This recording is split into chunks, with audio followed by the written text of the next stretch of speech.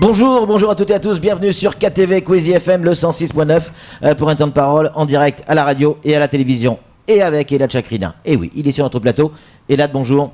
Bonjour à tous. Merci d'avoir accepté notre invitation. On va évidemment parler de l'actualité de cette grève, ce mouvement social qui touche Mayotte depuis déjà pas mal de semaines. On va parler d'insécurité également, mais juste avant, faire un point sur la situation qui concerne ces élections législatives 2017 qui n'ont pas tourné en votre faveur. Il y a un recours, il y a une réponse qui est attendue demain, c'est-à-dire le 15, c'est demain. Qu'est-ce que vous attendez comme type de réponse demain ? Écoutez, moi tout ce que je peux dire, c'est que déjà, il faut quand même rétablir les choses dans leur contexte. À partir du moment où nous avons gagné le 18 juin, oui. Même s'il y a eu une inversion des résultats le lendemain, le 19 juin, il était donc dans notre droit d'user de ce recours devant le Conseil constitutionnel. Oui. Et ce droit consiste avant tout et uniquement à faire prévaloir la vérité et donc la justice. Et donc la démocratie. Et donc la démocratie, oui, tout à fait. Maintenant, ce qui se passe, c'est qu'il y a ce qu'on appelle le principe du contradictoire, c'est-à-dire qu'en face, la partie adverse doit donc faire part de ses observations par rapport à ce que nous avons formulé. Et de ces observations-là, donc le délai qui était fixé par le Conseil constitutionnel, c'est donc le 15 septembre. Demain. Alors ce que nous attendons, eh bien écoutez, nous, on n'est pas là en tout cas pour juger de ce qui va être dit ou non. Ce n'est pas en tout cas...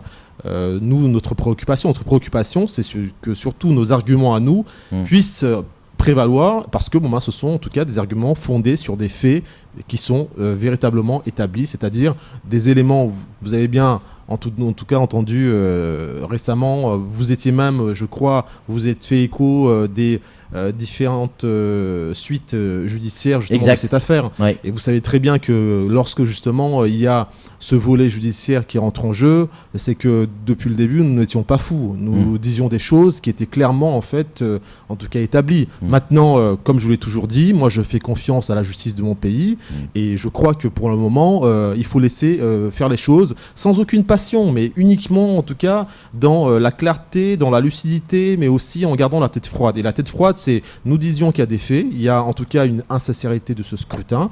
Nous ne voulons pas rabâcher les oreilles, en tout cas à la population. Il ne s'agit pas ici de ma personne, il s'agit avant tout de lutter contre un système qui a duré pendant des années, un système frauduleux, un système qui a mis tout le monde à sec. C'est-à-dire le système des procurations. Pas que de procuration. Vous savez très bien que lorsque justement vous êtes dans un pays démocratique, un état de droit comme la France, vous attendez à ce que justement il puisse y avoir une application de la loi, et rien que de la loi, pas de favoritisme. Et lorsque justement on se présente devant des électeurs avec un projet qu'ils adhèrent, nous sommes en démocratie. C'est justement la beauté de notre pays. Nous ne sommes pas dans un pays dictatorial ou dans un pays où on fait ce que l'on veut. Non, il y a des règles, il faut les respecter. Quand en tout cas ces règles-là, on les enfreint, à ce moment-là, il y a des sanctions, ce n'est pas compliqué. Donc actuellement, notre combat, c'est avant tout pour que les choses commencent à changer à Mayotte progressivement.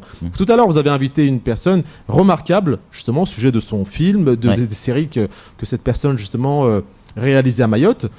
Et ça m'a touché quand même d'entendre qu'on lui disait que vous n'avez rien à faire ici, grosso modo, circuler, de toute façon, ça ne nous intéresse pas. Eh bien non. Parce que ce sont ce genre de personnes, justement, qui, au fur et à mesure, en partant de Mayotte, font que cette île devient un no man's land. Finalement, on a affaire à un désert, finalement, on a affaire à une île où, justement, on se dit que les dés sont pipés d'avance, que de toute façon, il va y avoir un favoritisme, que de toute façon, les règles ne sont jamais respectées, et finalement, ce territoire se vide et se meurt. Donc, notre combat, c'est avant tout de relever Mayotte. Et là, Chakrina, une question, on oublie un tout petit peu la politique. On oublie ce que vous vouliez être, ce que vous serez peut-être, c'est-à-dire député, ça c'est l'avenir qui le dira. Mais on est le 18 juin 2017. Vous apprenez que vous avez gagné les élections. Quelques heures, le lendemain, le 19, vous apprenez que vous les avez perdues. Comment dans quel état d'esprit on se retrouve ? On passe d'une victoire à une défaite. Comment vous avez pris ça ? C'est une profonde injustice, c'est le mot, parce que vous savez que dans en France métropolitaine, comme dans les autres départements d'outre-mer ou dans les autres, tout simplement, territoires d'outre-mer, cela ne s'est jamais produit. Ouais. Vous savez que, par exemple, Manuel Valls, dimanche 18 juin, son élection a été contestée. Le lendemain, il était à l'Assemblée nationale. Alors c'est étrange, quand on conteste, on va devant le tribunal, on va devant le Conseil constitutionnel. On ne dit pas le lendemain, écoutez, finalement, ce n'est plus vous. On comprend pas très bien. Ça ne s'est jamais produit. Donc oui, c'est un sentiment d'injustice, mais moi je suis républicain, et quand on est républicain, on saisit les institutions de la République. Mais ça a été la première réaction, c'est-à-dire que vous vous êtes pas dit c'est écœurant, j'arrête tout, je m'en vais. La première réaction, c'est de se dire c'est une injustice, mais Mayotte en vaut la peine. Je me suis battu pour des idées. Mais vous étiez en colère? Écoutez, il y avait la rage en vous, vous étiez abattu. Non mais c'est de la tristesse, c'est de la déception. Et c'est aussi évidemment le moral qui en prend un sacré coup, c'est normal. Oui. Vous savez que c'est une énergie formidable que nous dépensons lorsque nous sommes en campagne. Nous dépensons du temps, de l'argent, nous dépensons des efforts considérables. Et bien sûr, lorsque vous savez que tout cela a été anéanti parce que justement en face, il y a eu tricherie. On considère, écoutez, ça c'est la justice qui en décidera, mais en tout cas, nous, jusqu'à présent, nous constatons que ce que nous avons dit jusqu'à présent se vérifie au fur et à mesure. Bon, maintenant, c'est la justice qui décidera si oui ou non c'est le cas. Mais ce que je constate juste, c'est que lorsque justement un lendemain comme celui-là, vous avez de tels résultats, vous vous demandez dans quel pays vous êtes. Est-ce que nous sommes en France ou est-ce que nous sommes dans une république bananière? Vous posez la question, sincèrement. Mais je crois que, comme je l'ai dit, j'ai confiance en la justice de mon pays, et jusqu'à présent, nous avons pu constater que nous sommes bien en France avec ce qui est en train de se passer, c'est-à-dire l'examen d'une requête de manière attentive et minutieuse, mais également aussi la tournure qu'a pris cette affaire dans une autre dimension. En tant qu'observateur, comment vous avez quel est votre avis sur les premières actions menées par les deux députés en poste aujourd'hui, à savoir Mansour Kamardine et Ramlati? Comment vous positionnez par rapport à ça? Mansour Kamardine a été très efficace et pragmatique. Il a voté la confiance au gouvernement. C'est ce que vous auriez fait? Écoutez, moi, peut-être que j'aurais été sur la même lignée, justement. Moi, j'ai toujours dit que ce qui m'importait, c'était les intérêts de Mayotte et des Mahorais. Après avoir voté la confiance, n'oubliez pas que vous allez avoir la réforme du Code du travail à partir du 1er janvier 2018. Grâce justement à son intervention, donc à son amendement, il va y avoir une extension de ce Code du travail de droit commun applicable à Mayotte. C'est quand même considérable. Vous savez également que il est intervenu aussi pour qu'il puisse y avoir des personnalités comme le ministre du budget et des comptes publics qui sera bientôt à Mayotte en début octobre. Ce qui montre bien que justement il y a la voix de Mayotte qui est entendue. Alors, est-ce que vous allez me dire, en face, il y a la même chose? Bon, je considère juste qu'en face, il n'y a rien. Il n'y a rien du tout. Elle fait venir quand même la ministre de la Santé. Non, mais c'est la poudre de perlimpinpin. Qu'est-ce qu'on a obtenu jusqu'à présent? Qu'est-ce qu'on a obtenu en termes de sécurité? Qu'est-ce qu'on a obtenu en termes de droits des salariés, des retraités? Qu'est-ce qu'on a obtenu? Rien. Alors, je ne vous parle même pas, évidemment, des absences à répétition au sein de l'hémicycle. Mais bon, nous ne sommes pas dans la polémique, ce n'est pas ça qui m'intéresse. Ce qui m'intéresse avant tout, c'est de savoir est-ce que oui ou non, on répond aux attentes de Mayotte et des Mahorais. Et pour le moment, je constate que seul Mansour Kamardine répond à ces attentes-là. Ça tombe bien, il est du même parti politique que vous. C'est un hasard, non? Non, mais attendez, on peut être du même parti politique et aussi critiquer l'action. Mais sauf que là, je considère qu'il y a une efficacité. Les chats ne font pas des chiens, ils se rassemblent. Samuel Baucher, le rédacteur en chef de France Mayotte Matin. Une question à poser, Elad. Oui, je rebondis sur l'actualité parce qu'on est dans la politique du gouvernement. Le HCP, le Haut Conseil paritaire aujourd'hui, qui signe le 12, l'allègement du visa Balladur, sans la voix des parlementaires, sans la voix de Mayotte. Qu'est-ce que ça vous inspire? C'est du mépris. En démocratie, on consulte tout le monde. Et surtout, évidemment, ceux qui représentent la population. Il y a un mandat électif, et c'est bien pour cela que justement il y a ce mandat, pour que ces élus puissent donner leur avis.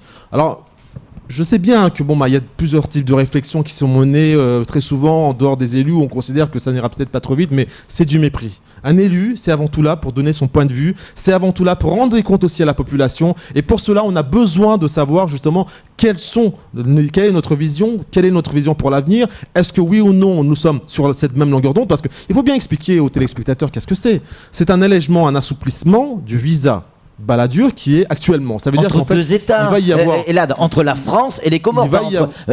Mayotte n'est pas une principauté. Il va y avoir. Non, mais soyons pas dupes. L'île principale concernée, c'est Mayotte. Puisque pourquoi on ne parle pas de l'Ardèche? On parle de Mayotte parce que justement, il y a une immigration illégale qui frôle les 60%, même si évidemment. Mais les décisions, elles sont parisiennes. Les décisions, elles sont parisiennes, mais il faut impliquer les élus locaux. Vous croyez sincèrement qu'on aurait pris des décisions pareilles auprès des Antillais, auprès des Réunionnais, sans qu'ils se révoltent ? Peu de chance. Ça ne serait jamais fait dans les autres départements outre-mer. Moi, ce que je souhaiterais juste, c'est qu'on respecte Mayotte. Et le respect de Mayotte, ça passe justement par une consultation des élus, ça passe justement par une reconnaissance aussi de la voix des élus, une reconnaissance aussi de la voix de la population. Et pour cela, je crois que justement, si vraiment on voulait aller jusqu'au bout de cette logique, pourquoi dans ce cas-là, il n'y aurait pas eu des assises pour que les Mahorais puissent s'exprimer là-dessus ? Est-ce que oui ou non, ils sont d'accord ? Pourquoi pas une consultation locale ? Pourquoi on ne ferait pas les choses démocratiquement ? Pourquoi est-ce qu'on fait les choses en catimini de cette façon-là ? Et je crois que nous sommes encore une fois dans une phase où il risque d'y avoir un fossé entre la voix des élus et donc de la population, mais aussi ceux qui prennent les décisions en catimini à Paris.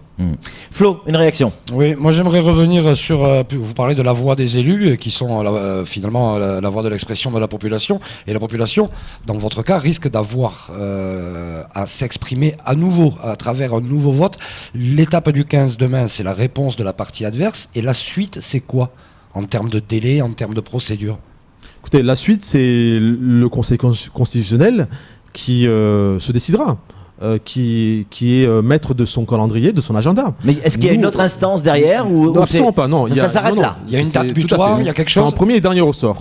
C'est-à-dire qu'il n'y a pas de date butoir, ça peut intervenir dans le courant du mois de novembre, dans le courant du mois de décembre. À partir du moment de toute façon où il y a une requête déposée et que la partie adverse répond et qu'ensuite on nous demande si nous souhaitons justement répliquer ou non. Ensuite il y a peut-être un mémoire en réplique, ensuite un mémoire en duplique. Ça peut aller jusqu'au mois de novembre, décembre. Mais en tout cas, quoi qu'il en soit, nous sommes dans l'espace de quelques mois. Peut-être il va rester 3 mois. Ou avant la fin de l'année, selon vous ? Début 2018 ? Je crois que nous aurons une réponse. Je ne suis pas sûr, mais en tout cas, il me semble que nous aurons en tout cas suffisamment épuisé les arguments pour qu'il puisse y avoir enfin une décision du Conseil constitutionnel. Maintenant, je ne suis pas maître de son agenda. Nous attendons comme tout le monde, mais pour le moment, ça a l'air de bien avancer. Ça fait déjà 3 mois, vous savez. Oui, je sais.